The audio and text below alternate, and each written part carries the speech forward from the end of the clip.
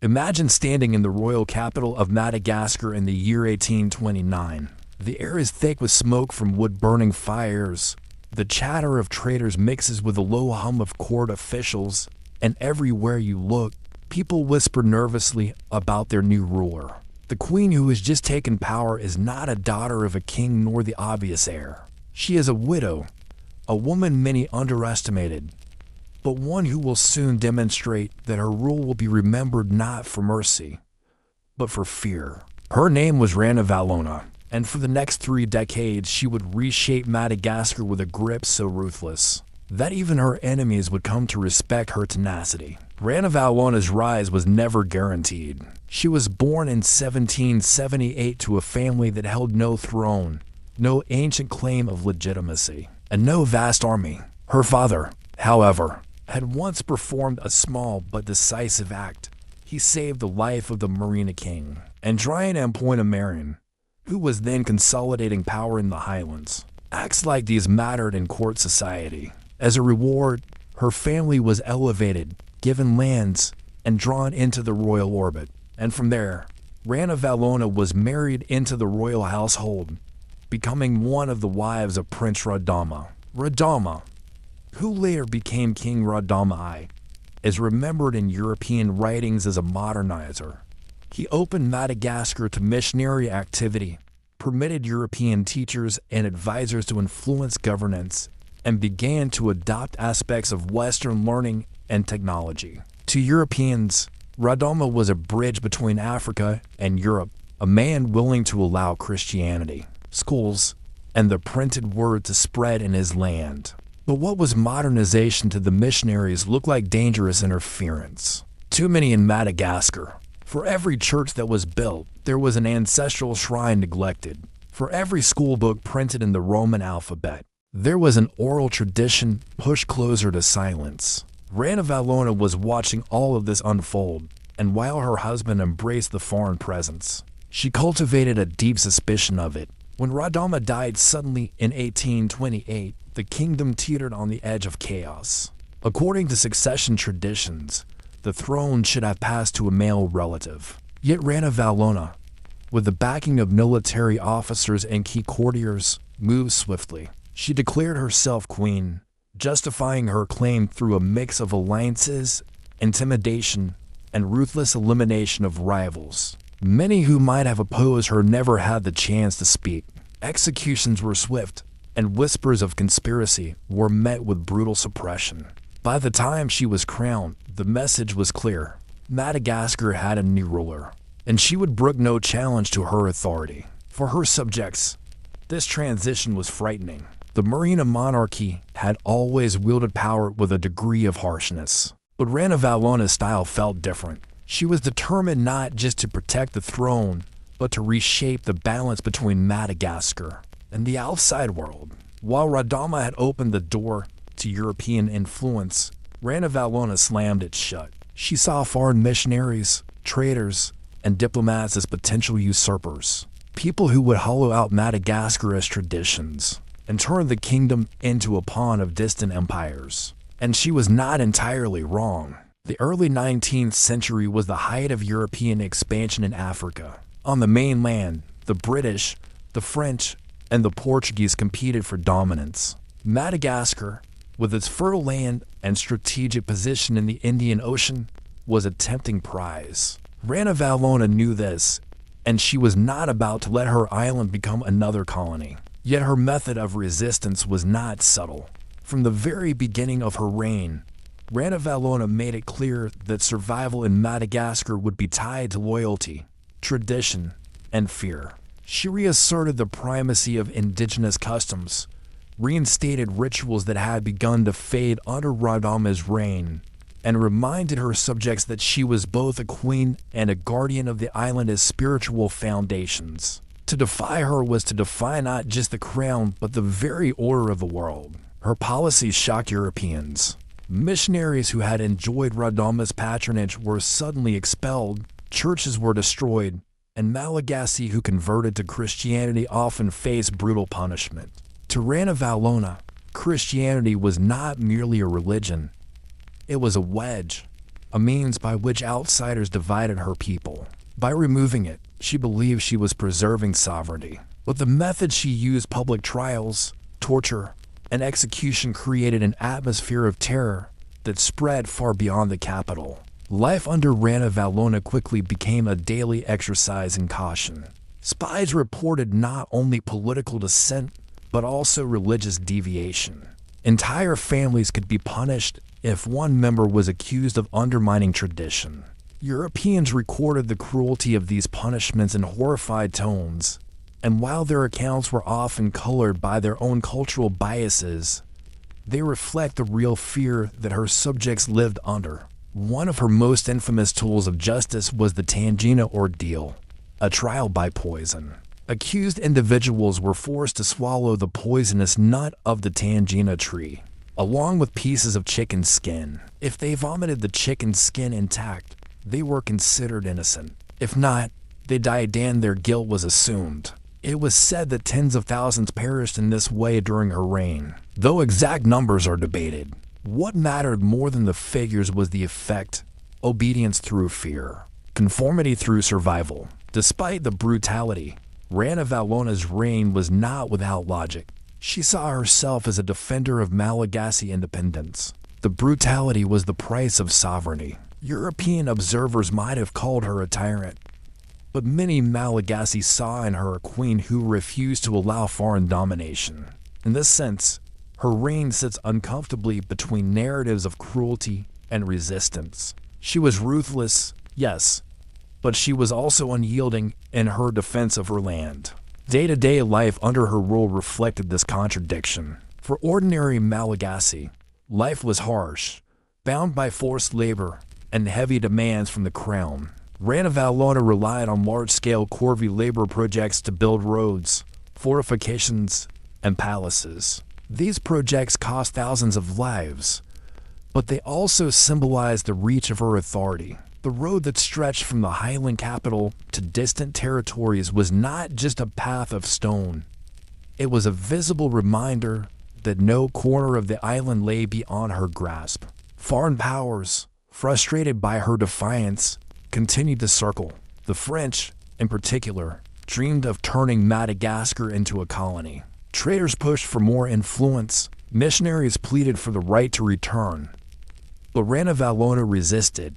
She permitted limited trade on her terms, but she refused to bow to demands that would weaken her control. For years, this balancing act held, a tense standoff between the Queen's court and the ambitions of distant empires. And yet, for all her apparent strength, Rana Valona's position was always precarious. Her authority depended on a careful alliance with the military, the loyalty of nobles, and the terror she instilled in ordinary people. At any moment, a coup or a rebellion could have unseated her. That it did not is a testament to her skill in wielding fear as a weapon of statecraft. Still, the cracks were visible. Families who lost loved ones to the Tangina ordeal harbored resentment. Nobles chafed under her demands. Even her own court was a place of shifting alliances, where loyalty was often feigned rather than real. The island was hers, but it was an island under pressure, held together by force more than trust. As the first years of her reign stretched into decades, Rana Valona's reputation grew beyond Madagascar. In Europe, she was called the Mad Queen of Madagascar or the Bloody Queen, labels that emphasize her cruelty while ignoring the colonial ambitions that made her suspicious of foreigners in the first place. In her own land, she was feared, obeyed, and sometimes quietly admired for keeping outsiders at bay. It was a delicate balance, and one that could not last forever. The story of Rana Valona's rule is not simply the story of a cruel queen. It is the story of a woman who stood against the tide of empire, who believed that to preserve sovereignty required iron and blood. But what happens when fear becomes the only tool of governance? What happens when a ruler depends so heavily on violence that even loyalty begins to erode? Picture yourself as a common villager in the highlands of Madagascar in the 1830s. The sun rises slowly, mist clinging to the hills, and you prepare for another day of forced labor. You do not work for wages, nor do you work for your own household alone. You work because the queen demands it, because the system of rule insists that every hand must build her roads, raise her palaces, and march to her commands. To live under Queen Ranavalona was to live in constant service, never knowing when the next decree would uproot your life. Ranavalona's rule after the first turbulent years hardened into a system of control that reached into every corner of the island. Her reign was not a passing storm, but a deliberate reorganization of Malagasy society around the crown. At its center was forced labor, the corvée system, which she expanded far beyond anything her predecessors had attempted. Thousands of men and women were compelled to work on state projects, massive stone roads that connected remote territories to the capital, defensive fortresses on hilltops, irrigation canals, and the expansion of her royal palaces. These projects consumed human lives as though they were expendable resources. Malnutrition, exhaustion, and disease killed countless laborers. But for Ranavalona, the visible results roads that extended her authority, walls that fortified her capital justified the human cost. For the average person, survival under her system depended on obedience and silence. Families sent their sons and daughters when ordered, knowing that refusal could mean ruin. Villages emptied during labor campaigns, leaving behind only the old and the infirm. And when the laborers returned, those who survived, they often came back weakened, scarred, or permanently broken. The weight of her authority was not only political, but also physical, written into the bodies of her subjects. The Queen's methods of justice continued to cast a long shadow. The Tangina ordeal remained one of her most feared tools. Its very arbitrariness made it effective. Even nobles could be accused, and no one could claim immunity. The poison did not discriminate between commoners and elites. To be accused meant facing the ordeal, and facing the ordeal meant gambling with death. Though some records exaggerate the numbers, it is clear that thousands were executed or died in the process. What mattered most was that everyone believed in its power. The ordeal turned suspicion into a weapon, allowing Ranavalona to eliminate enemies, silence critics, and maintain her aura of divine-backed authority. Yet Ranavalona was not simply a ruler of punishment. She also became a ruler of ritual. Every major decision, from war to agriculture, was wrapped in ceremony. Sacrifices were performed, omens observed, and traditions reinforced. Her insistence on maintaining these rituals was not mere stubbornness. She understood that rituals bound people to the monarchy and that they created continuity in a world under pressure from foreign ideas. While Radama had opened the door to Christianity and foreign education, Ranavalona restored the weight of ancestral custom. To her, it was not an option, it was survival. Madagascar could not resist colonial conquest if its soul was fractured.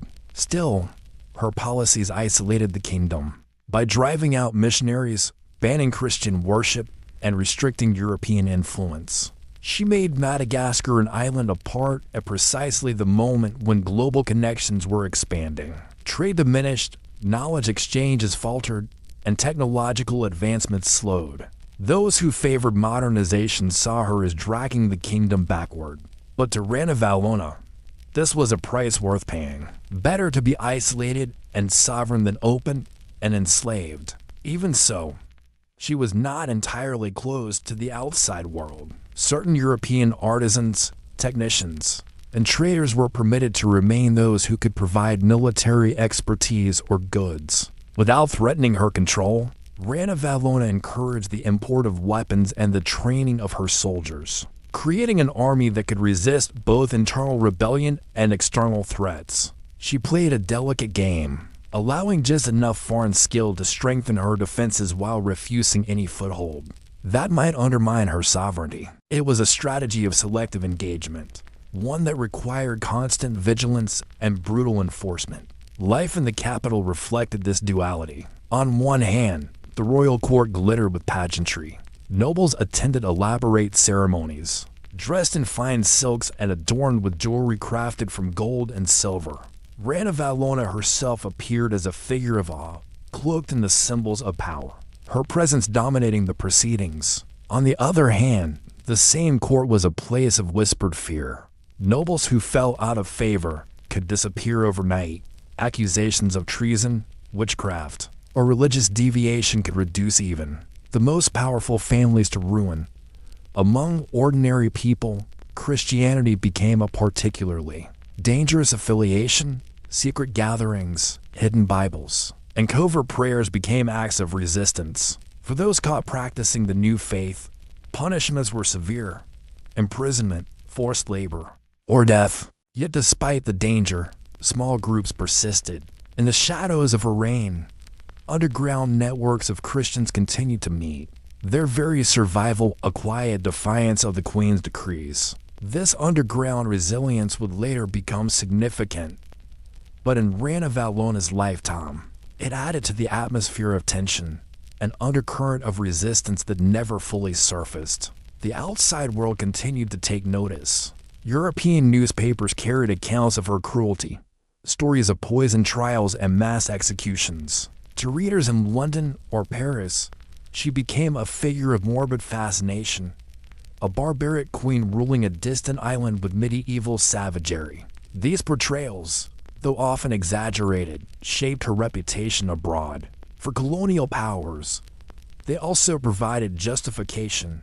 If Madagascar was ruled by a tyrant, then perhaps it was a moral duty to intervene. Rana Valona's brutality, meant to protect her sovereignty, ironically gave her enemies propaganda to use against her. Despite the hostility, Rana Valona maintained her throne. Attempts at rebellion were crushed, sometimes with staggering violence. In one case, thousands of suspected rebels were executed, their deaths serving as a grim warning to others. She trusted no one completely, not even her closest advisors, and she rotated positions of power frequently to prevent rivals from gaining too much influence. Through a mix of suspicion, terror, and calculation, she survived in a world where many rulers would have fallen. But survival came at a cost. The people grew weary.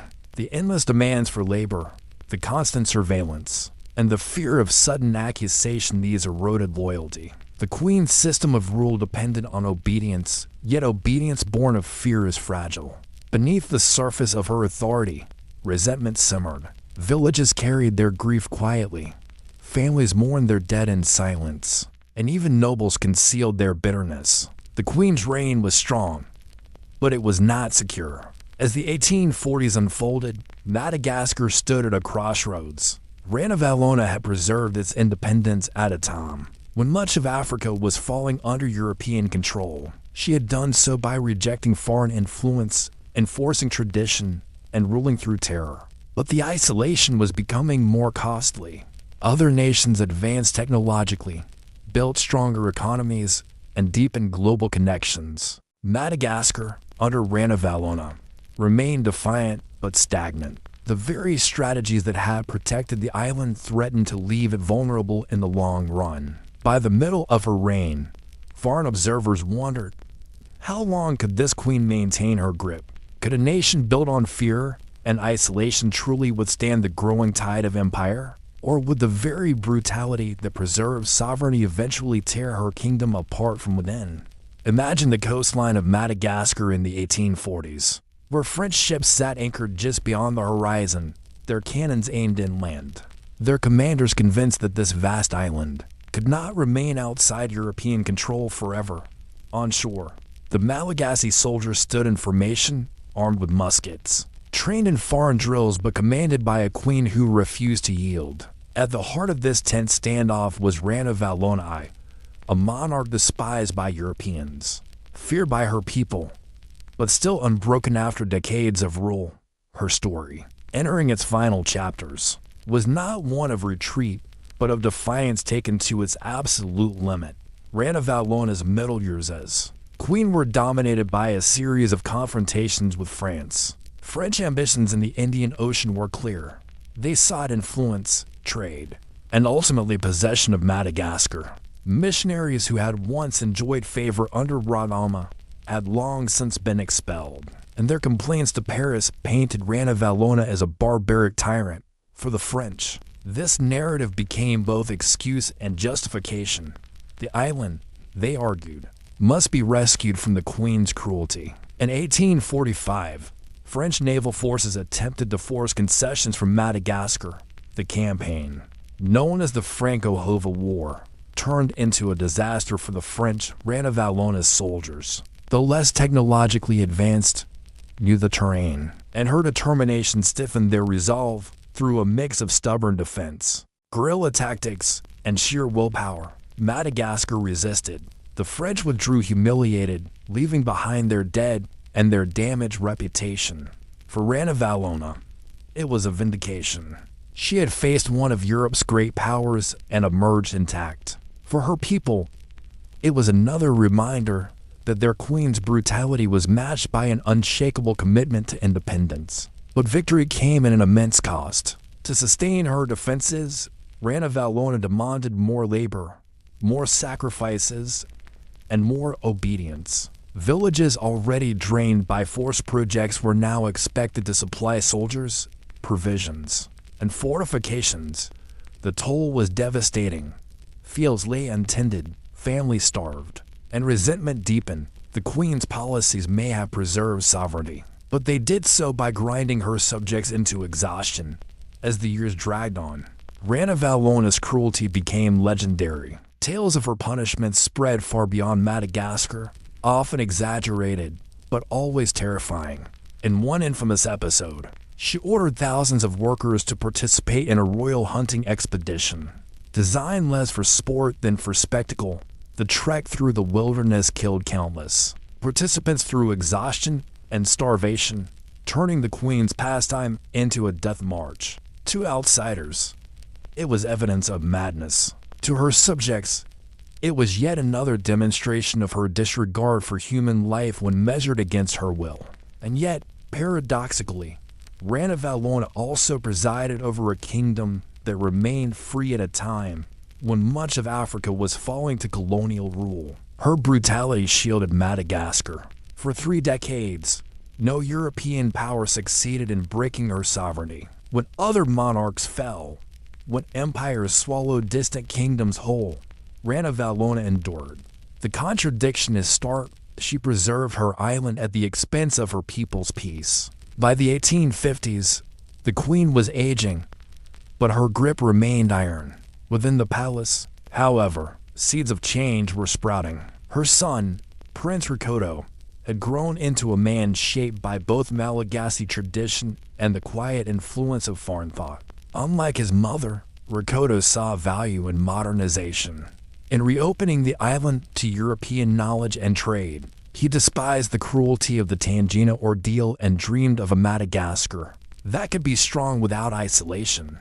His letters, secretly sent to Europeans, pleaded for intervention after his mother's death. These correspondences reveal a striking truth, even within her own family. Ranavalona's reign was viewed as unsustainable. In her final years, Ranavalona became more reclusive, but her aura of fear never diminished. Her court remained a place of intrigue, where suspicion and loyalty were constantly tested. Dissenters were still punished harshly, and labor demands continued. Though the queen herself appeared less frequently in public, age had not softened her. If anything, it had made her more unpredictable. When she finally died in 1861, after 33 years on the throne, Madagascar was left both proud and broken.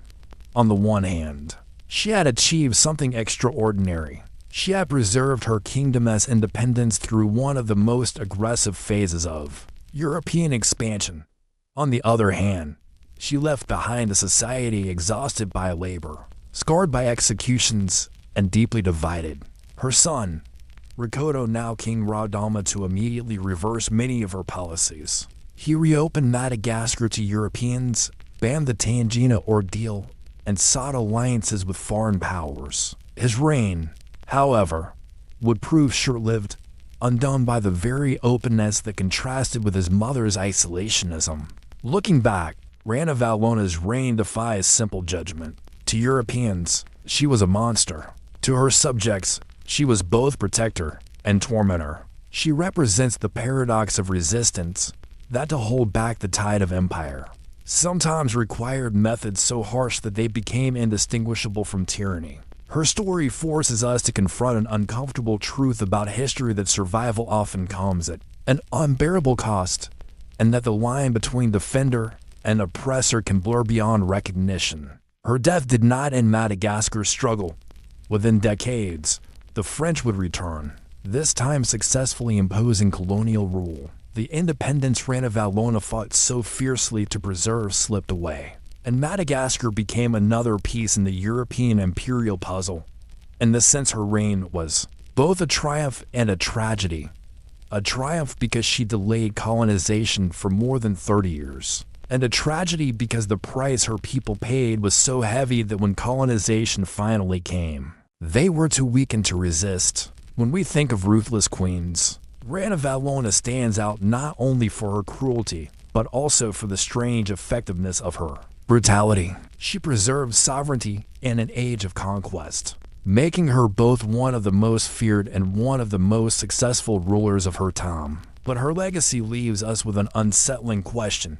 Is independence worth any price?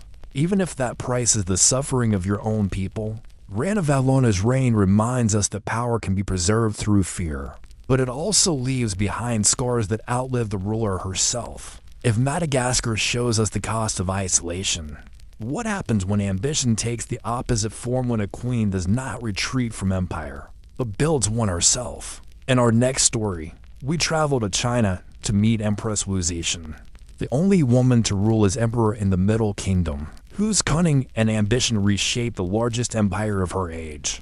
In the heart of imperial China, behind the high red walls of the Tang dynasty's glittering palaces, a young concubine waited silently, her eyes sharper than the jeweled hairpins that adorned her hair. While others whispered about poetry, silk, and courtly love, she was already planning something far greater, a path to absolute power. She was Wu Zetian, a woman who entered the palace as one among many, and would rise, step by calculated step, to become the only woman in Chinese history to rule as emperor in her own name. Her story begins not with armies or conquests, but with quiet ambition.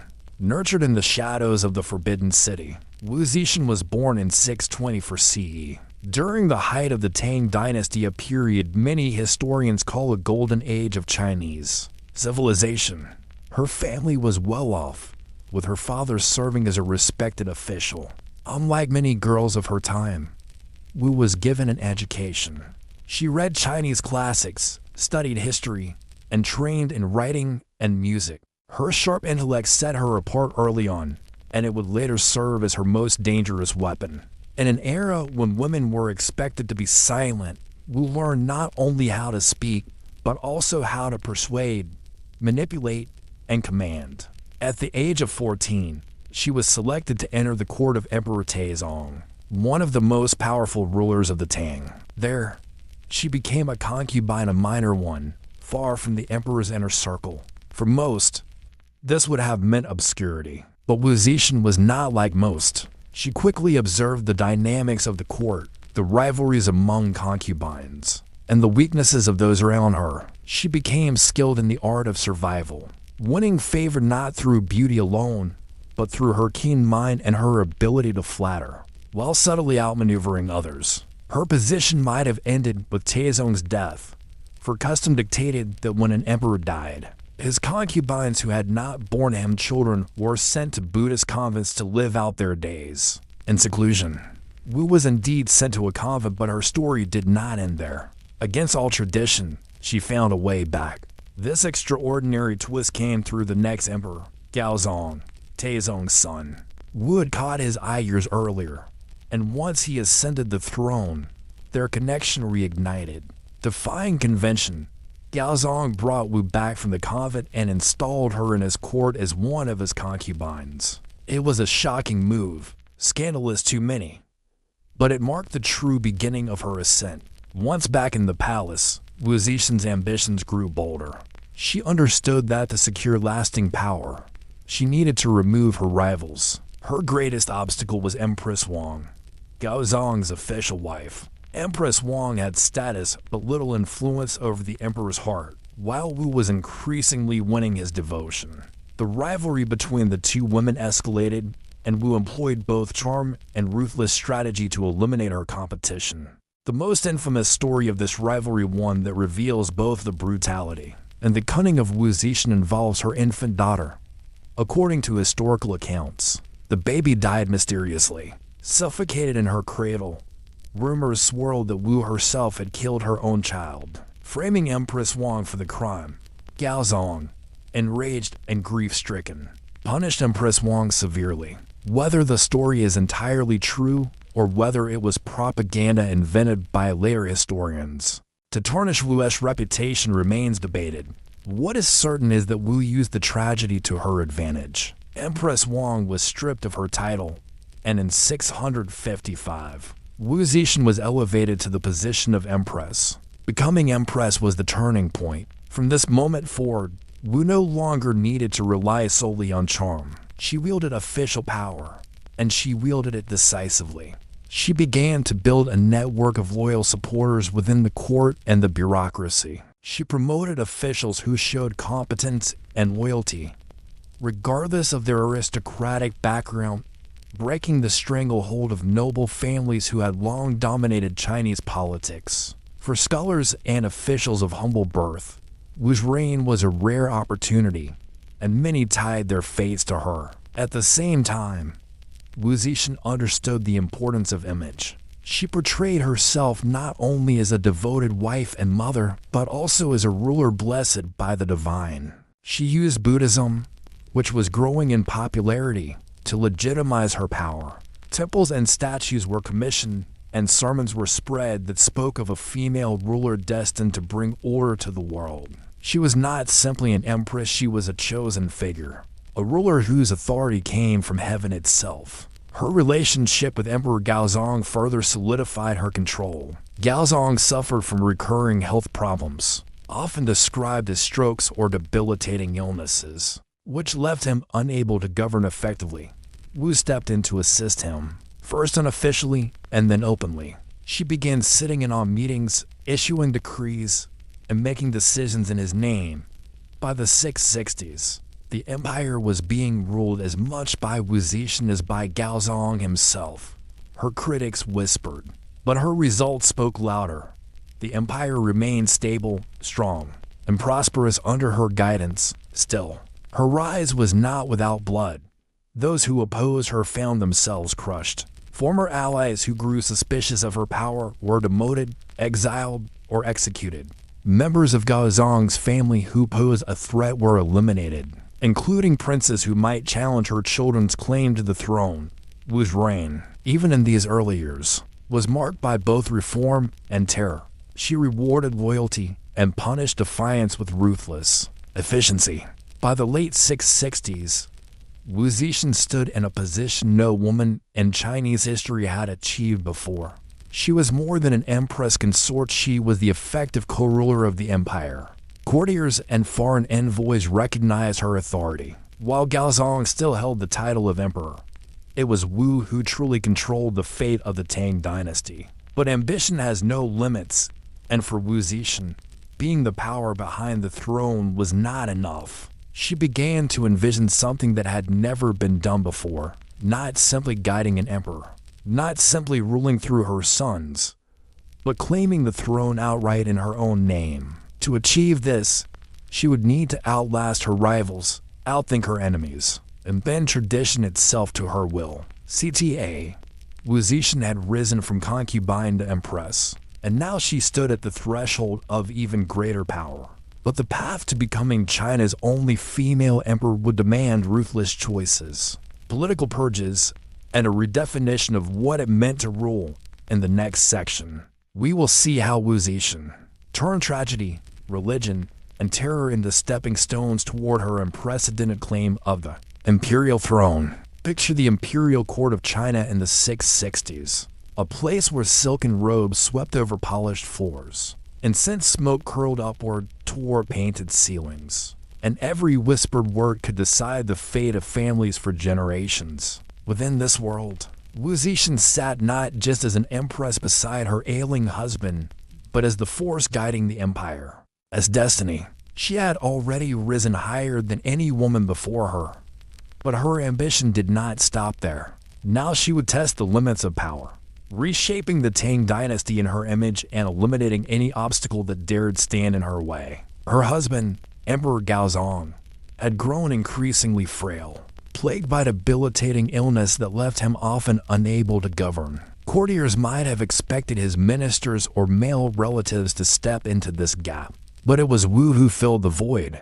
She attended councils in his place, reviewed petitions, and issued edicts that carried imperial authority. At first, she claimed to act only as his helper, but before long, it was clear that the machinery of the Tang dynasty responded more to her hand than to his. For the mandarins of the bureaucracy, for the governors in distant provinces, and for the generals on the frontier, loyalty to Wu became the key to advancement. This was not simply an accident of circumstance. Wu Zixin carefully cultivated a system where her favor determined survival. She brought scholars of humble backgrounds into high office, breaking the hold of the great aristocratic clans who had long dominated Chinese politics. In doing so, she not only secured loyalty from men who owed their rise entirely to her, but she also reshaped the social order of the empire.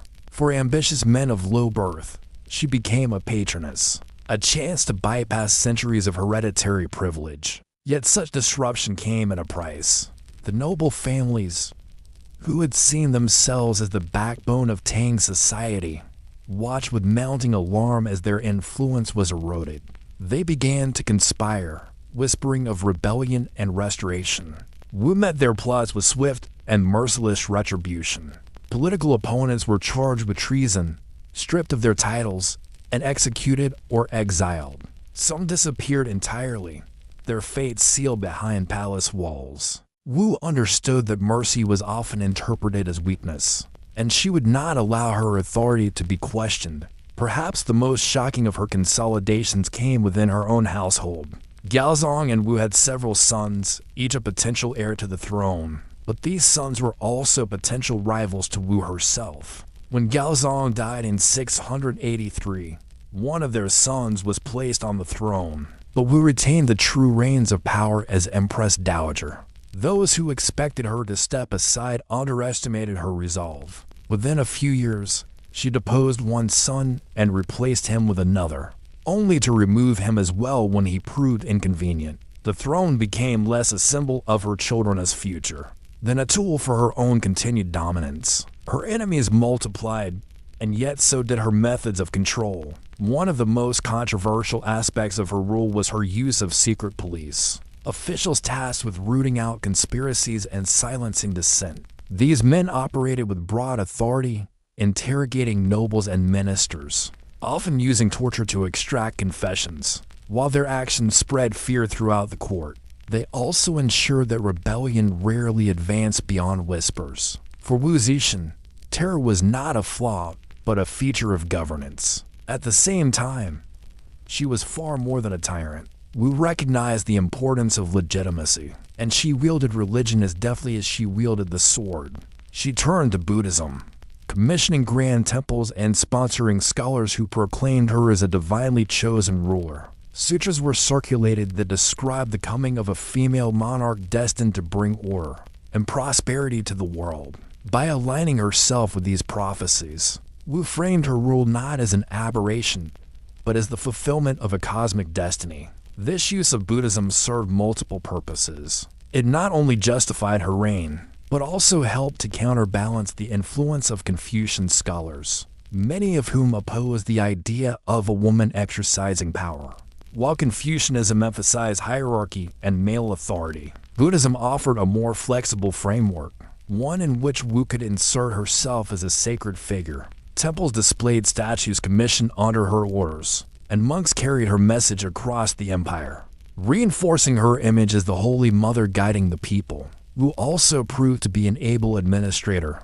She expanded the civil service examination system, allowing more candidates to earn positions based on merit rather than birth. She encouraged agricultural development, reduced some of the burdens of taxation, and oversaw infrastructure projects that strengthened the empire's foundations. For many ordinary people, her reign brought stability and opportunity, even as the nobility fumed under her relentless dismantling of their privileges. But ambition has a way of demanding more.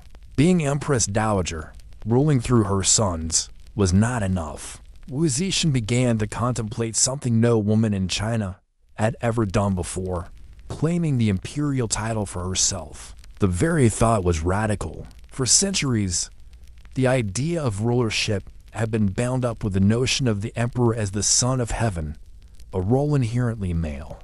To call oneself emperor as a woman was to shatter not only political precedent, but also cultural and spiritual tradition. To achieve this audacious goal, Wu carefully laid the groundwork.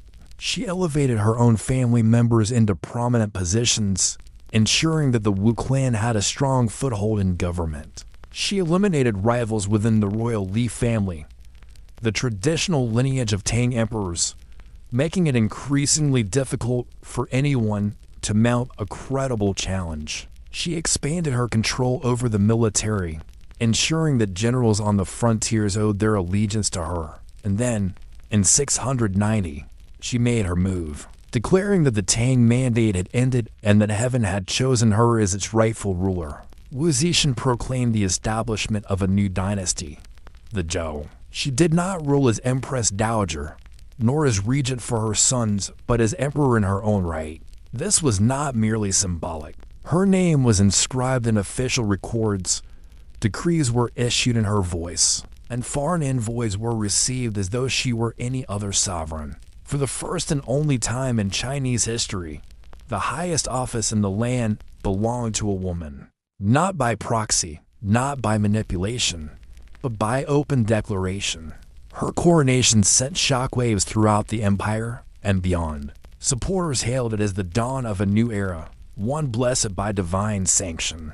Critics muttered that it was an affront to natural order. Yet for all their grumbling, few dared to openly oppose her. Wu's network of loyal officials, her control of the military, and her reputation for ruthless efficiency made resistance nearly impossible. Still, the question remained, could Wu Zetian sustain her unprecedented rule in the face of constant opposition, both within her court and from the cultural traditions that had always relegated women to the background? The throne was hers, but holding it would require even greater cunning, even greater ruthlessness, and even greater vision than what had brought her this far. And so the woman who had once entered the palace as a 14-year-old concubine now sat as Emperor of China, her name carved into the annals of history. But with power at its zenith came new dangers. Conspiracies would arise, loyalties would be tested, and the limits of her reign would soon be challenged in ways no one could have foreseen. Wu Zetian had broken centuries of tradition to crown herself emperor. But how long could one woman stand against the tide of history? And what price would she pay to keep her grip on power? Imagine a throne room shimmering with gold, guarded by rows of armored soldiers, filled with ministers who bow deeply, never daring to raise their eyes. At the very center sits not a son of heaven, but a daughter of destiny, Wu Zetian, the only woman to ever rule China as emperor. For nearly half a century, she had maneuvered through palace intrigue, eliminated rivals, and rewritten the rules of power. Now, with the imperial crown on her head, she faced her greatest challenge. Yet, how to keep it there? As emperor of the Zhou dynasty, Wu Zetian wasted no time asserting her authority. She issued decrees under her own name, demanded absolute loyalty from her officials, and expanded her network of spies to monitor even the highest levels of court life. She was determined that her reign would not be remembered as a temporary anomaly, but as a legitimate chapter in China's imperial history. To accomplish this, she doubled down on the strategies that had carried her to the throne: religious legitimacy, administrative reform, and ruthless suppression of dissent. Buddhism continued to play a central role in her rule. Temples rose across the empire, and monks preached that Wu was the reincarnation of Maitreya, the future Buddha, destined to bring peace and justice. Enormous statues of the Buddha were commissioned, some said to reflect her own likeness. These displays were not merely spiritual, but deeply political. In every carving, in every sermon, the message was clear: Wu Zetian was heaven's chosen ruler, and opposing her was not just rebellion, but blasphemy. At the same time, she continued her campaign to weaken the aristocracy. She expanded the civil service examinations further, ensuring that brilliant but low-born scholars could rise in government. This both improved the quality of administration and guaranteed a pool of officials whose careers depended entirely on her patronage. Many of these men became her fiercest defenders, not out of love, but out of necessity. For without her, they would have remained obscure. Still, Wu's reign was marked by fear. The secret police flourished, and accusations of treason could doom even the most powerful families overnight. Nobles and officials lived in constant anxiety, aware that a careless word might cost them everything. Stories spread of gruesome punishments, of entire clans destroyed by imperial order. Whether all were true or not, the fear itself was real it served Wu well. Yet despite her severity, Wu Zetian presided over a stable and prosperous empire. Agriculture thrived, trade routes remained secure, and the borders were defended with competence. Foreign envoys traveled to her court, some astonished, others disapproving, but all recognizing the authority she wielded. In an era when dynasties rose and fell with alarming frequency, Wu provided a rare continuity. For ordinary peasants, her reign often meant little more than steady harvests and predictable taxes, an achievement in itself. But as the years passed, her position grew more precarious. Age and illness began to creep upon her, and the once vibrant woman who had outmaneuvered emperors and princes now faced the reality of mortality in her later years. She surrounded herself with trusted favorites, including two young courtiers, the Zhang brothers, whose influence over the aging empress drew sharp criticism. Ministers and princes alike whispered that the brothers manipulated her, exploiting her weakening health to secure power for themselves. These whispers soon turned to action.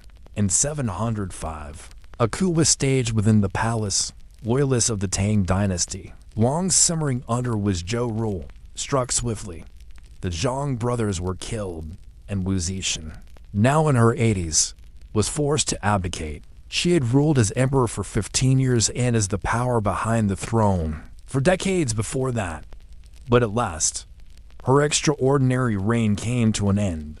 After her abdication, she was allowed to live out her final days in relative peace, a rare mercy in a court where deposed rulers often met violent ends. She died later that same year. In a final act of compromise, her tomb was inscribed with no name, no titles, and no eulogy, just a blank tablet. Historians have interpreted this as a symbol of the impossibility of fitting her legacy into the conventional mold. She was not merely an empress, not merely a regent, but an emperor in her own right, a woman who defied the very language of history. Wu Zetian's story has remained controversial for over 1,000 years. Some condemn her as a usurper, a tyrant who relied on terror and cruelty to maintain her rule. Others praise her as a visionary, a ruler who broke the monopoly of aristocratic privilege and proved that merit could rise above birth. But whether seen as villain or pioneer, there is no denying her singular place in Chinese history. She achieved what no woman before or since has accomplished, the throne of the Middle Kingdom itself. Wu Zetian's life was a lesson in ambition, resilience, and the brutal price of power. From concubine to empress to emperor, she carved her name into history by sheer force of will. And yet her blank tombstone invites us to wonder, was her reign the extraordinary to unsettling, to be neatly remembered as we leave her story behind? We move on to our next tale of a queen whose ruthlessness rivaled any king, another woman who bent history to her will, no matter the cost. Picture a teenage girl, not Russian by birth, shivering as her carriage rolled through the endless snow toward the glittering, frozen capital of St. Petersburg. She was far from home, a stranger in a strange empire, chosen not for her power or influence, but as a bride in a dynastic marriage. No one at that moment could have predicted that this girl born Sophie of Anhalt-Zerbst in a small German principality would transform herself into Catherine the Great, one of the most formidable rulers in Russia's long Turbulent history. Sophie was born in 1729 to a minor German prince and a mother obsessed with status. Her family was not poor, but they were insignificant in the grand hierarchy of European nobility. For Sophie's ambitious mother, the only path upward lay in marriage. When word spread that Empress Elizabeth of Russia sought a bride for her nephew and heir, the Grand Duke Peter, Sophie's name was put forward. She was young, healthy, and suitably aristocratic. That was enough. At the age of 14, Sophie traveled to Russia. She had little understanding of the language or customs, but she possessed qualities that would prove invaluable: determination, intelligence, and an almost uncanny adaptability. From the moment she arrived, she set herself to mastering the Russian tongue, learning Orthodox rituals, and winning the favor of those around her. She understood instinctively that survival in a foreign court required more than obedience. It demanded transformation. When she converted to Orthodoxy, she took the name Catherine, a symbolic rebirth that marked her commitment to her new homeland, while her fiancé Peter showed little interest in Russian traditions, preferring the German culture of his youth. Catherine immersed herself fully. This difference would define their marriage and, eventually, their destinies. Catherine's marriage to Peter was miserable from the start. He was immature, erratic, and obsessed with military games, often treating his toy soldiers with more affection than his wife. He alienated the Russian nobility with his clumsy manners, and his open admiration for Prussia-Russia's rival, Catherine, by contrast, cultivated connections. She charmed courtiers, flattered military officers, and presented herself as a devoted Russian, more loyal to the empire than the man destined to rule it. Behind the mask of obedience, however, Catherine nurtured her own ambitions. She read voraciously, devouring the works of Enlightenment philosophers like Voltaire, Montesquieu, and Diderot. She began to envision herself not just as a consort, but as a ruler, capable of bringing reform and order to a sprawling, chaotic empire. While Peter stumbled from blunder to blunder, Catherine quietly prepared herself for the possibility that one day she might replace him. That possibility came sooner than anyone expected. In 1761, Empress Elizabeth died, and Peter ascended the throne as Peter III.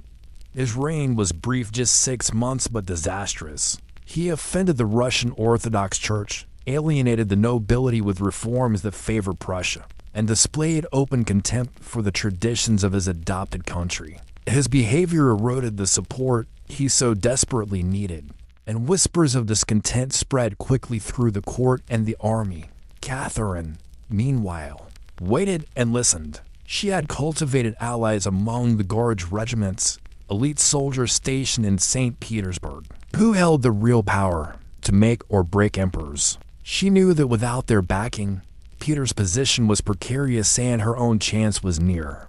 With careful timing, she began to position herself as the alternative, the figure who could save Russia from a reckless and incompetent ruler.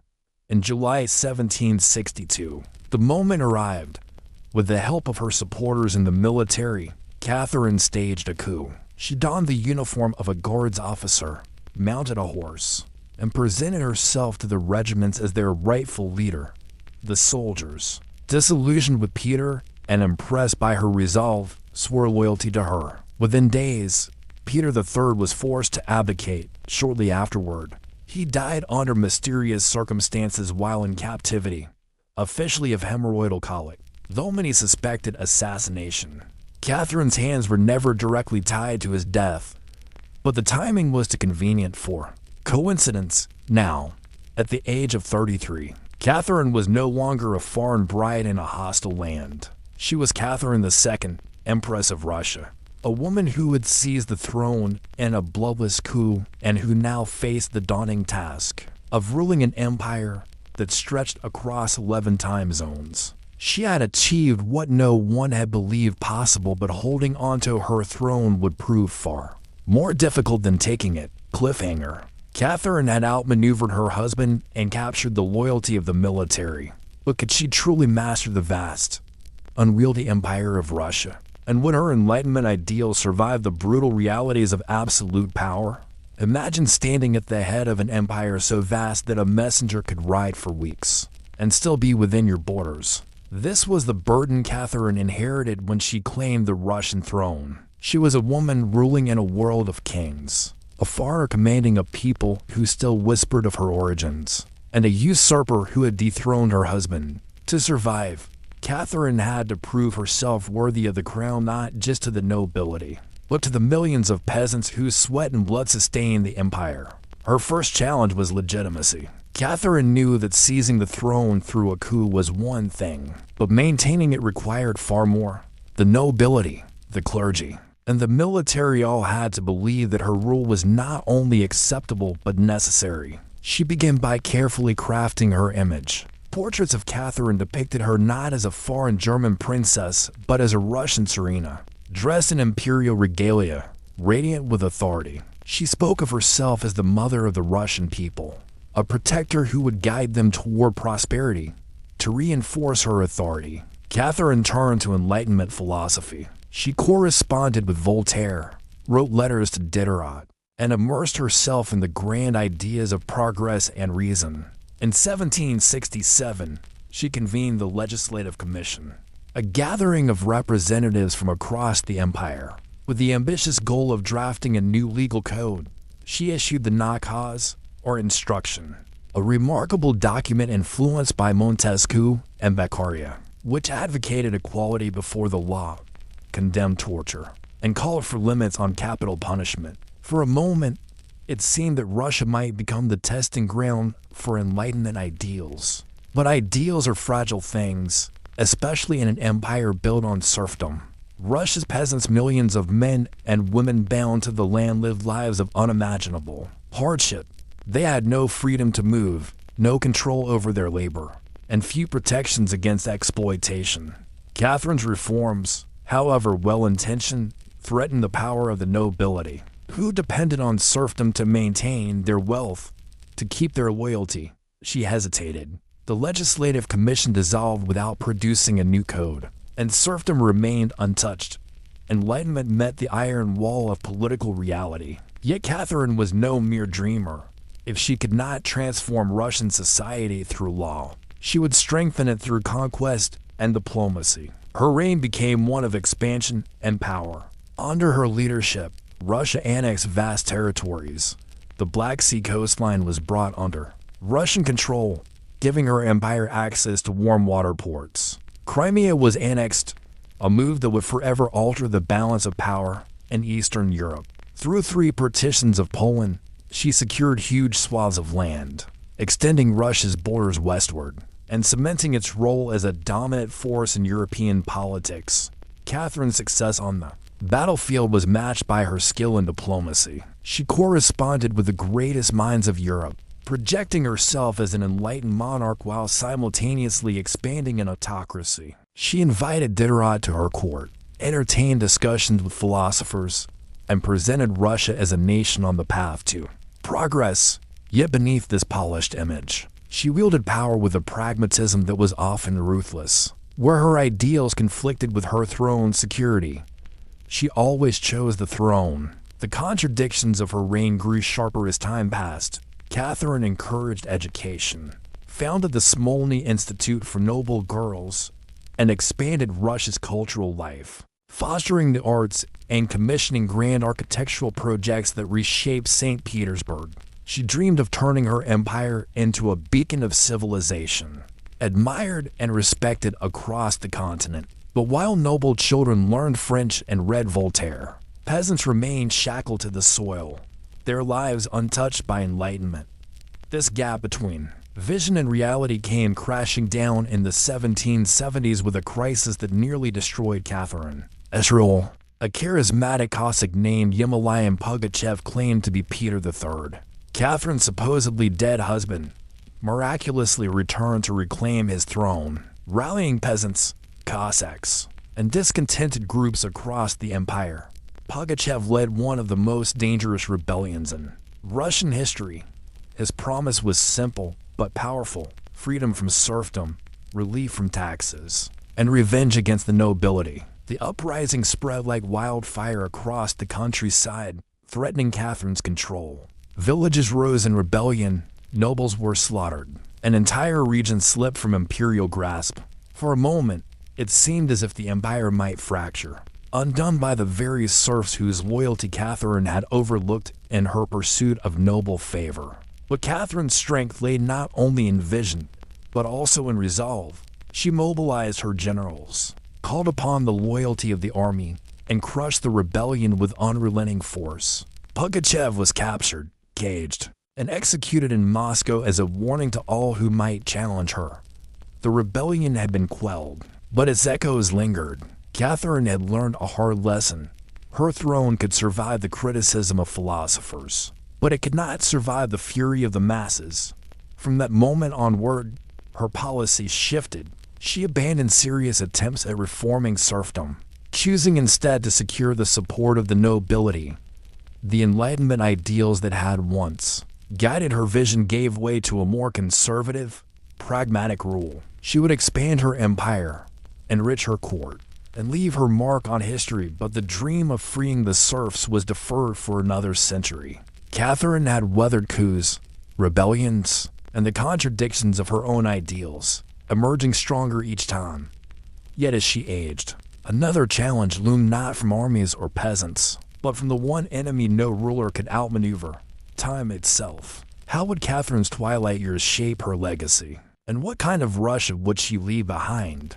Picture an empress seated in the gilded halls of the Winter Palace, surrounded by courtiers, generals, and scholars, yet increasingly aware of her own mortality. Catherine the Great had risen from an obscure German princess to the ruler of one of the largest empires in the world.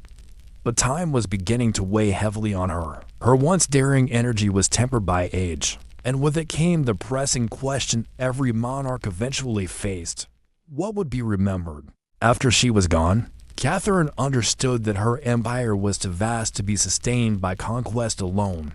She turned increasingly toward building a cultural legacy that could stand alongside Europe's greatest nations. Under her patronage, St. Petersburg blossomed into a center of art, architecture, and learning. She founded the Hermitage, which would grow into one of the world's most renowned museums. Collecting masterpieces from across the continent, palaces and academies rose at her command, designed to project not just wealth, but refinement. Catherine wanted Russia to be seen not as a distant, backward power, but as an enlightened empire worthy of respect. Her appetite for knowledge was insatiable, even as her political conservatism hardened. Her correspondence with philosophers continued. Voltaire, until his death, addressed her as the Star of the North. Diderot marveled at her intellect. Yet behind the glamour of intellectual exchange lay a ruler who understood that philosophy was useful as long as it did not threaten stability. Catherine read widely, debated with confidence, and used her reputation as an enlightened ruler to charm Europe, but she never allowed ideas to outweigh pragmatism. As she grew older, her attention turned toward securing the succession. Her son, Paul, was the natural heir, but their relationship was fraught. Catherine had long doubted his judgment, finding him impulsive, erratic, and unsuited to the throne. She favored her grandson, Alexander, a bright and promising youth, as a more fitting successor. Whispers circulated in court that Catherine was preparing to bypass Paul entirely and name Alexander as heir. It was a bold plan, one that might have reshaped Russia's future. But fate intervened before she could act. In November 1796, Catherine suffered a sudden stroke. Courtiers found her collapsed in her chambers, unable to speak or rise. She lingered for a day, and then the woman who had ruled Russia for 34 years was gone. Her death stunned the empire, and the question of succession was answered not by her plans, but by tradition. Paul ascended the throne. His mother has doubts about him quickly proven right as his reign veered into instability and abrupt reforms. Within 5 years, he would be assassinated, paving the way for Alexander to rule after all. Catherine's reign left a legacy of contradictions. She had expanded Russia's borders more than almost any monarch before her, securing territories that remained central to its geography and identity. She transformed St. Petersburg into a European capital of culture. Filled with art and learning, she fostered education, architecture, and the sciences, yet at the same time, she entrenched the system of serfdom, condemning millions to lives of bondage. Her embrace of Enlightenment ideals never fully extended to the people who most needed them. She was both a patron of progress and a guardian of autocracy, embodying the paradox of enlightened despotism. What made Catherine ruthless was not simply her rise to power or her suppression of rebellions, but her unwavering ability to put the survival of her throne above all else. She charmed philosophers while silencing dissent. She promoted culture while crushing revolt. She spoke of freedom while ensuring that millions remained unfree. In her, the dual faces of power, vision, and pragmatism, idealism and ruthlessness were bound together. And yet, for all her contradictions, Catherine achieved what few rulers ever could. She began as a foreign outsider, doubted and resented, and ended as one of the most formidable monarchs in European history. Her name would be remembered not just as Catherine, but as the Great. Catherine's story shows how power can be both cultivated and contained, built on dreams but secured through pragmatism. She embodied the paradox of progress tied to oppression, leaving behind a legacy both admired and feared. But while her rule relied on diplomacy and intellect, our next queen's power came not from charm or ideas, but from sheer, unrelenting vengeance. In the next story, we'll step into the world of Queen Olga of Kievan Rus, a woman whose ruthlessness turned personal grief into legendary retribution. Imagine a kingdom where survival depended not just on swords and soldiers, but on the fragile bonds of loyalty between tribes, nobles, and a ruling dynasty still struggling to define itself. In the 10th century, the land of the Rus stretching across the forests and rivers of what is now Ukraine and Russia was a world in transition. Pagan traditions mingled with emerging trade routes, and powerful clans vied for influence over a realm not yet fully united.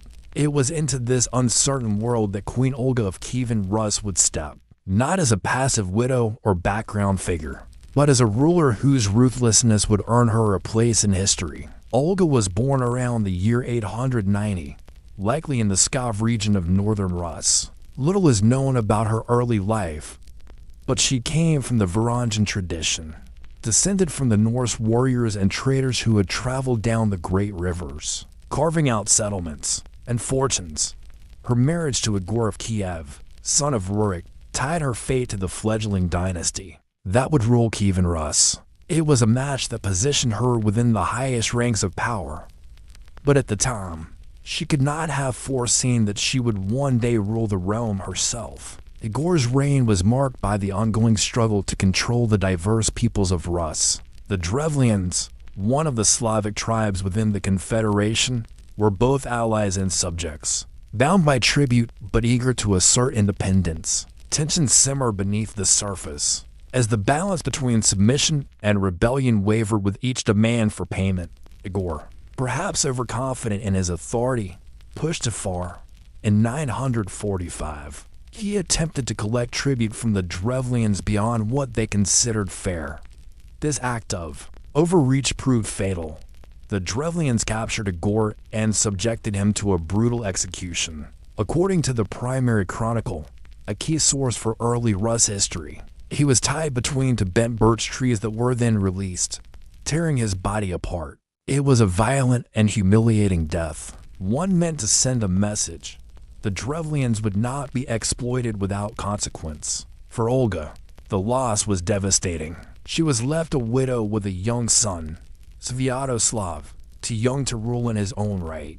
In many societies, this would have been the moment for a queen mother to fade into the background, content to act as a caretaker until her son came of age. But Olga was not content to fade. Instead, she took the reins of power as regent, ruling on behalf of her son.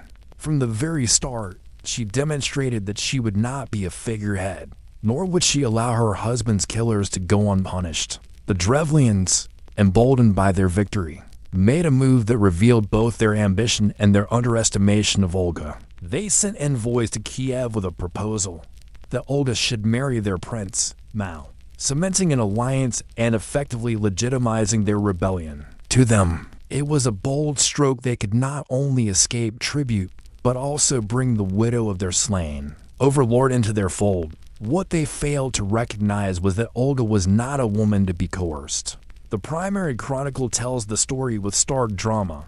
When the Drevlian envoys arrived in Kiev, Olga received them with outward composure. She listened to their proposal without open resistance, giving the impression that she might consider their offer. But inside, she was already planning revenge. She asked the envoys to remain in their boat and ordered her people to carry them, boat and all, into the city. Once inside the courtyard of her palace, the envoys, still seated proudly in their vessel, waited for the queen's reply. Instead, they were dropped into a great trench that had been dug beforehand. Without hesitation, Olga commanded that the ditch be filled with earth, burying the envoys alive. This act of calculated cruelty was only the beginning.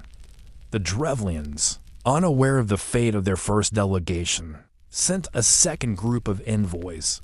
Olga welcomed them with false hospitality, inviting them to bathe and refresh themselves in her bathhouse. Once they had entered, she locked the doors and set fire to the structure, burning them alive. By this point, her vengeance was no longer simply retribution, it was psychological warfare.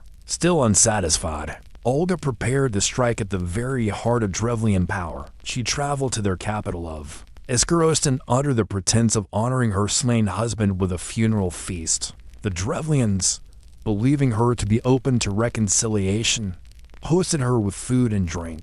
But when the banquet was underway and the wine flowed freely, Olga's men slaughtered the unsuspecting hosts. The blood of the Drevlians spilled in the very halls where they had sought to celebrate, a grim testament to the cost of underestimating her. Through these excessive acts, Olga dismantled the Drevlians' leadership and instilled fear in those who might consider rebellion. She was not merely avenging her husband's death. She was securing her son's future and establishing her own authority as regent.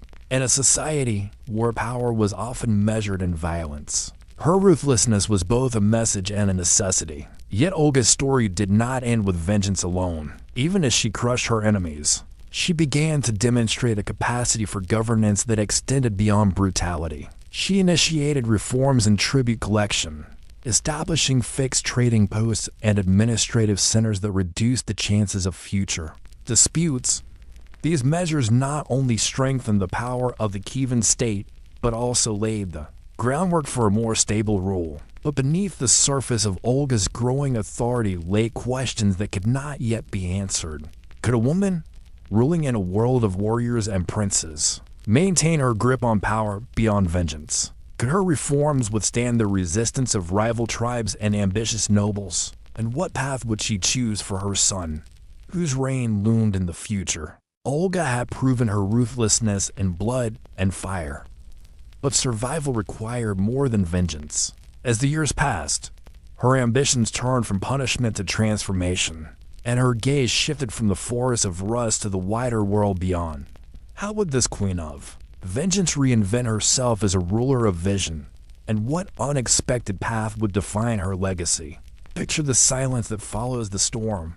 The Drevlians have been crushed, their envoys executed, their nobles slaughtered, and their capital humbled by fire and feast. In the wake of her vengeance, Queen Olga stood not just as a grieving widow, but as the undisputed regent of Kievan Rus. Few dared to challenge her authority, for they had seen what defiance could bring. Yet a ruler cannot live by vengeance alone. To secure her son's future, Olga needed more than fear. She needed order, structure, and recognition from beyond her borders. With her young son Sviatoslav still a child, Olga took control of the state in practical ways that her slain husband had never managed. Tribute had always been a problem in Kievan Rus. Powerful tribes like the Drevlians resented over-collection, while others evaded it entirely. Olga introduced a system known as pagosti, administrative centers that acted as fixed locations for tribute collection and trade instead of wandering warbands extracting payments by force. The process became more regulated. This might sound like a dull bureaucratic reform, but it was revolutionary for its time. By fixing the points of tribute, Olga not only increased revenue but also tightened control over distant territories. Such changes may have lacked the drama of blood vengeance, but they ensured stability. Where Igor had been killed for greed and recklessness, Olga sought to prevent future uprisings by creating predictability. It was governance rooted in practicality, a recognition that power could be made durable if it rested on clear rules instead of arbitrary demands. Still, the Queen's ambitions did not end with internal reforms. She understood that Rus existed in a larger world of rising powers, and survival depended on navigating those currents wisely. To the south lay the Byzantine Empire, the greatest power of its age, rich with trade and culture. Its capital of Constantinople a marvel of stone and gold. For the rulers of Rus, Byzantium was both a trading partner and a model of sophistication. Envoys traveled down the Dnieper River with furs, wax, and slaves, returning with silks, wine, and precious metals. Olga, ever calculating, recognized that Byzantine recognition would elevate her standing. In the 950s, she made a journey few rulers of Rus had attempted. She traveled to Constantinople itself. The primary chronicle describes her visit with a mixture of awe and legend. The Emperor Constantine VII is said to have received her with grandeur in some accounts. He even sought her hand in marriage, though this was likely more symbolic than literal. What mattered most was not courtly rumor, but religious transformation. During her visit, Olga converted to Christianity, taking the baptismal name Helena. This moment marked a turning point not just for her, but for the entire trajectory of Rus. Though she did not succeed in immediately converting her people, her decision planted seeds that would later grow under her grandson Vladimir, who formally Christianized the realm in 988. Why did Olga convert? The reasons were likely complex. On one level, baptism tied her personally to Byzantium, forging a spiritual and political bond that enhanced her legitimacy. On another, Christianity offered her a framework of authority that could outlast her regency. Pagan rulers were bound by tribal loyalties, but a Christian monarch could claim divine sanction, a higher form of legitimacy. It was a subtle but profound shift from rule by vengeance and force to rule by faith and order. Yet, back in Kiev, Olga faced limits. When she tried to introduce Christianity at home, she encountered resistance. Her son Sviatoslav, raised as a warrior, refused to abandon pagan traditions. The nobility, too, remained attached to their old gods. Fearing the conversion would weaken their authority among the people, Olga did not press too hard, perhaps recognizing that forcing change prematurely could fracture her rule. Instead, she practiced a patient strategy. She maintained her faith privately while governing pragmatically. This balance defined her middle years as regent. She was a ruler of two worlds, pagan by necessity, Christian by conviction. In the process, she became a bridge between old traditions and new identities, holding together a realm that might otherwise have fractured under competing pressures. Meanwhile, Sviatoslav was growing. From an early age, he displayed the qualities of a soldier, leading campaigns as a teenager and earning a reputation for bravery. Olga ensured that he was trained in the arts of war, surrounding him with experienced generals and allies. But even as she prepared him for rule, she knew that her style of governance, measured, cunning, and reformist, was not his natural inclination. Where she built stability, he sought conquest. The contrast between mother and son hinted at the challenges to come. Olga's rule had been one of transition, turning vengeance into order and planting the seeds of faith. But Sviatoslav's era promised to be one of restless expansion. Driven by ambition rather than reform, Olga could guide him for now, but she could not shape his destiny forever. As her regency stretched on, Olga's reputation grew. She was not remembered solely as the queen who avenged her husband, but also as a ruler who strengthened the state. Still, whispers lingered. Could her authority endure once her son came of age? Would Sviatoslav honor her legacy? Or would he chart a path that undid the stability she had fought to create? For now, Olga remained the guiding hand of Kievan Rus, her wisdom holding the realm together. But time was pressing forward, and with it came the rise of her warrior son. The question was no longer how Olga would rule, but how long her influence could shape the future of a land destined for conflict and change. The more Isabella's power expanded, the more she came to embody both of the strength and contradictions of her age. She was a queen in a time when women were expected to be silent consorts. Yet she dictated policies that affected millions. Her marriage had begun as a political arrangement, but through the union, she carved out authority that made her feared even by seasoned generals. Armies marched with her name on their banners, clergy hesitated before challenging her decrees, and nobles learned quickly that disobedience carried consequences. But what set Isabella apart was not just her political maneuvering.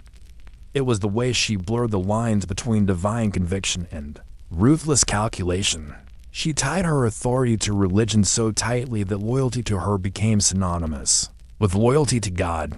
Those who opposed her were not only rebels to the crown, but also heretics to be crushed. This fusion of faith and power made her untouchable, but it also deepened the shadow that followed her legacy. The expulsion of entire communities, the relentless pursuit of religious uniformity, and the crushing of dissent created a Spain unified under her will but scarred by fear. In the daily life of her subjects, the queen's reach was inescapable. Farmers who once traded freely with Jewish neighbors found themselves adjusting to empty stalls. Artisans who relied on the diverse skills of foreign craftsmen suddenly saw their guilds weaken. Priests carried her orders into the smallest villages, whispering of vigilance, of watchful eyes, of a crown that knew everything.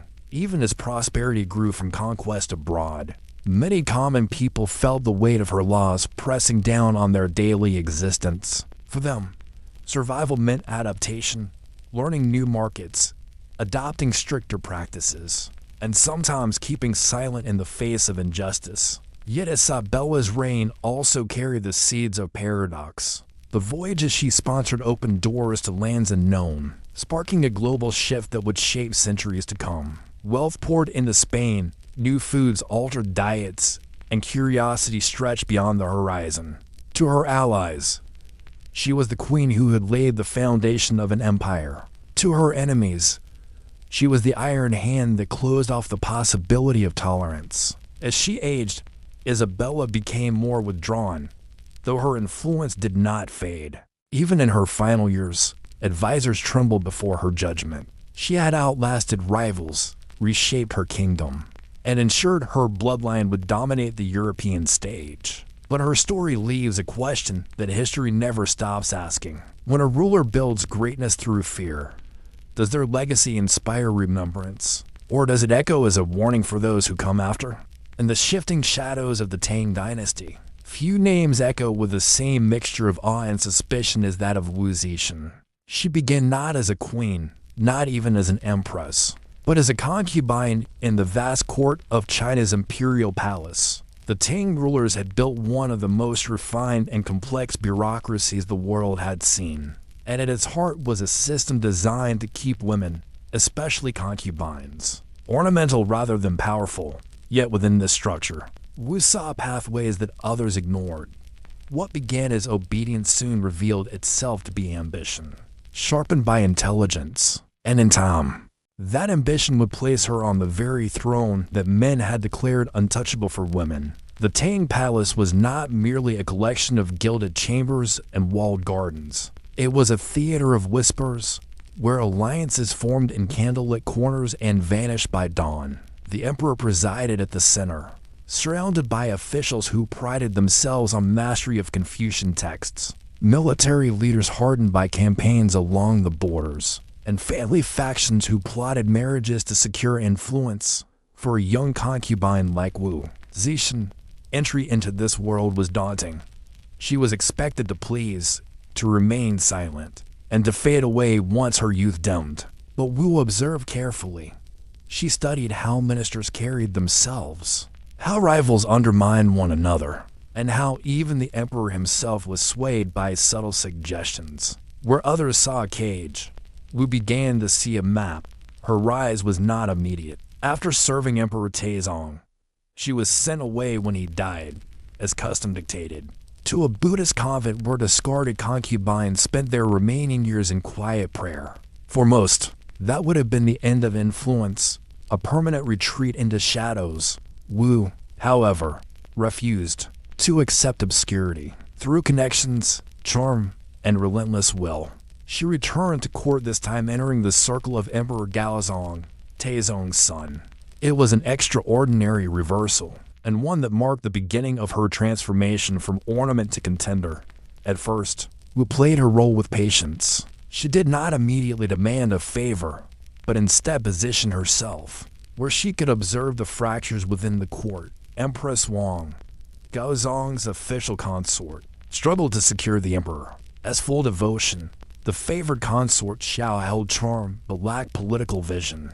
Wu, unlike them, saw that lasting power could not rest only on affection. It required control of narrative, symbols, and fear. Legends later whispered that she eliminated rivals not just through charm, but through merciless decisions, including stories of an infant's death that cleared her path. Whether all of these accounts were true or magnified by hostile historians, they reveal how her reputation became inseparable from ruthlessness. By the time Wu secured her place as empress, her influence over Gaozong was undeniable. Chroniclers describe her sitting in on court sessions, advising on appointments, and directing imperial edicts as if they bore her signature. Ministers who resisted her found themselves reassigned, accused, or executed. Even as Gaozong's health declined, Wu stepped further into the role of ruler, ensuring that decisions flowed through her hands. For a society steeped in Confucian ideals that stressed male hierarchy, this was a jarring break. Yet Wu cloaked her actions in the language of duty, claiming that her interventions were necessary to preserve stability, to protect the dynasty from chaos. Daily life under her growing influence began to change in subtle ways. Officials who once dismissed women as secondary now learned to address petitions directly to her. Buddhist monasteries, long connected to her spiritual image, gained favor and resources, spreading her aura of divine sanction. Sculptors carved towering Buddhas that symbolized not only faith, but also her own presence as a near-sacred authority. Farmers and merchants, though distant from palace intrigues, gradually felt the effects of her consolidation of power. Tax reforms, land redistribution, and shifting trade priorities all carried her imprint. Wu's rule challenged not just the men at court, but the memory of history itself. Chroniclers faced an uneasy choice: record her as she was, a woman wielding the dragon throne, or reduce her to caricature to fit moral expectations. Many chose the latter, painting her as cruel, manipulative, and unworthy. Yet the fact remained: Wu Zetian commanded armies, appointed ministers, and held China together at a time when rebellion constantly threatened the borders. She was both stabilizer and disruptor, revered and despised, remembered and censored. And so, the concubine, who should have vanished into silence, had instead rewritten the rules of empire. Yet even as she tightened her grip, a question lingered in every shadowed chamber of the Tang court. How far would she go to secure not only her reign, but also the memory of her name, and a history written by men determined to erase her? The deeper Wu Zetian rooted herself into the Tang court, the more her methods revealed both brilliance and brutality. By the time Emperor Gaozong's health began to decline, she had already become the silent hand guiding his decisions. Ministers presented petitions that passed first through her. Generals measured their strategies against her opinion, and even the emperor himself leaned on her judgment in moments of doubt. What began as the influence of a consort had shifted into the reality of core rulership. Yet the palace, filled with Confucian scholars and aristocrats who had long declared women unfit for governance, whispered uneasily. How long, they wondered, before the empress would stop acting in the emperor's shadow and stand openly as sovereign herself. The palace was a place where alliances were written in ink and broken with blood. For Wu, every smile carried calculation, every gift concealed intent. Rivals who questioned her authority rarely enjoyed long careers. Some were accused of corruption and removed. Others found themselves implicated in treasonous plots, whether such plots truly existed or not remained ambiguous. The imperial bureaucracy was vast, a labyrinth of clerks, censors, military governors, and advisors. But Wu understood how to bend it to her will. She advanced loyal officials, often those overlooked by aristocratic elites, ensuring their fortunes depended entirely on her favor. In this way, she did not merely accumulate power, she restructured the foundations of authority itself. Beyond the walls of the palace, her presence was felt in the daily lives of ordinary subjects. Land reforms redistributed estates, breaking the monopoly of powerful clans who had long dictated rural life. Tax adjustments altered burdens in ways that could ease peasants but also tied them closer to imperial control. Farmers working the soil may not have spoken her name in reverence, but the policies shaping their harvests and their survival bore her signature. In towns and villages, Buddhist temples flourished under her patronage, serving both as centers of faith and as symbols of her legitimacy. Carved images of serene Buddhas multiplied across the empire, but many noticed the subtle features, faces that seemed to echo Wu herself, binding divine grace to imperial presence. Yet her power was never free from resistance. Confucian scholars bristled at her elevation, penning treatises that warned against women upsetting the natural order. Aristocrats whispered conspiracies in back halls, convinced that their ancient rights were being undermined by a woman who favored talent over pedigree. Rebellions flared along the edges of the empire, sometimes led by disgruntled nobles, sometimes by opportunists who hoped to exploit dissatisfaction. Each time, Wu responded with force. Armies marched swiftly to put down dissent. Generals loyal to her cause executed rebels, and punishments were carried out publicly to reinforce the cost of disobedience to her supporters. This was strength and empress safeguarding order to her critics. It was tyranny disguised as stability. Inside the court, her relationship with Buddhism became not only a personal devotion, but also a political instrument. While Confucian scholars saw her as an aberration, Buddhist texts and monks proclaimed her a bodhisattva in human form, destined to rule with compassion and wisdom. This divine endorsement, carefully cultivated through patronage and ritual, provided a spiritual shield against accusations of illegitimacy. She built monumental temples, sponsored scripture-copying projects, and funded pilgrimages, all acts that bound the faith of the people to her reign. Yet beneath the golden glow of statues and incense, many still murmured with unease. Her decisions carried contradictions that mirrored the duality of her rule. She encouraged the advancement of officials based on merit, a system that opened doors for talented men from humble backgrounds. At the same time, she wielded executions and purges with merciless efficiency, ensuring fear was as potent a tool as loyalty. She presented herself as the mother of the nation, yet stories of discarded rivals and silenced critics painted her in darker shades. History often struggles to reconcile these images. Was she the wise administrator who maintained one of China's golden ages, or the ruthless despot who seized power through manipulation and fear? In the private moments of her court, Wu was said to host audiences with poets, scholars, and astrologers. The Tang era was a time of artistic flourishing, and her patronage allowed creativity to bloom even as political rivalries grew tense. Poems celebrated her reign in metaphors that skirted the boundaries of open praise, while astronomical omens were interpreted as validation of her destiny. But always, beneath these cultural flourishes, the machinery of control continued to grind. As Emperor Gaozong's health weakened further, Wu transitioned from empress consort to the de facto ruler. The emperor, though still formally sovereign, appeared less in audiences, and when he did, Wu often stood by his side, her presence a silent reminder of where true authority rested. By the time of his death, The question was no longer whether Wu held power, it was whether she would surrender it. Tradition dictated that she step aside, allowing Gaozong's heirs to rule, while she retired to the status of Dowager Empress. But tradition had never defined Wu Zixin, and so, as the court prepared for the transition, attention hung in the air, one that officials dared not speak aloud, but could not ignore. Would Wu fade into the background as countless women before her had done, or would she take the unthinkable step of claiming the throne itself, not as consort, not as regent, but as emperor in her own right? By the time Emperor Gaozong passed, Wu Zixin had already mastered the art of governance, and her authority over the empire was undeniable. Rather than step aside, she made the unprecedented decision to assume the title of emperor herself, a move that sent shockwaves through the Tang court and across the empire.